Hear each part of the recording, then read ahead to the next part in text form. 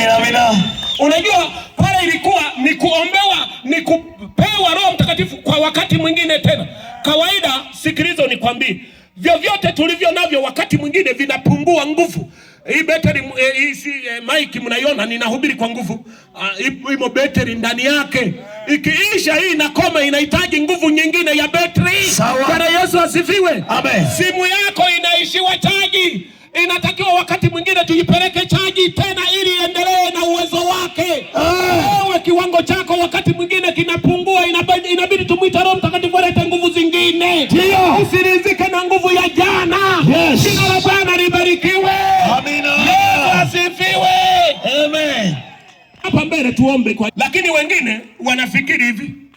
Kwanza nimeanza kujiombea Roho Mtakatifu mwenyewe tangu nikiwa nyumbani. Nimeendelea kujiombea Roho Mtakatifu. Na hata hapa tutakapopita, hata kama nitakuwa naomba kwa ajili yako, mimi mwenyewe sitajisahau. Mimi mwenyewe nitakuwa nasema Roho Mtakatifu shuka ndani yangu. Roho Mtakatifu njoo na vipawa vyako na karama zako. Njoo na nguvu zako jaa ndani yangu, nataka nikuone unanifurikisha nguvu yako. Mimi mwenyewe nataka kujaa zaidi ya nilivyojaa. Usirizike. Mwambie mwenzako usirizike. Usirizike si. Sikiliza niseme mfano wa mwisho. Sikiliza hata kama utakuwa si mzuri sana. Walevi wanajua sana kutumia haki yao ya kunywa pombe. Sawa. Wakinywa leo wakalewa chakali. Wamejaa kwa kweli mpaka wanapotea na njia. Kesho wanakunywa zaidi. Ndio furaha yao alafu. Na ndio furaha yao.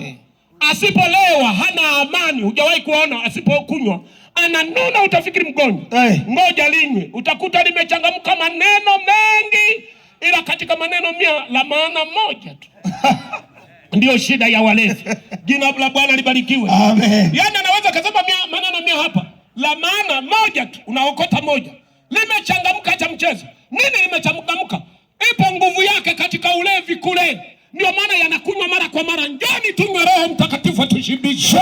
Njoo tunyweshe vya Baba Roho Mtakatifu. Jina la Bwana libarikiwe. Amen. Yesu asifiwe. Amina.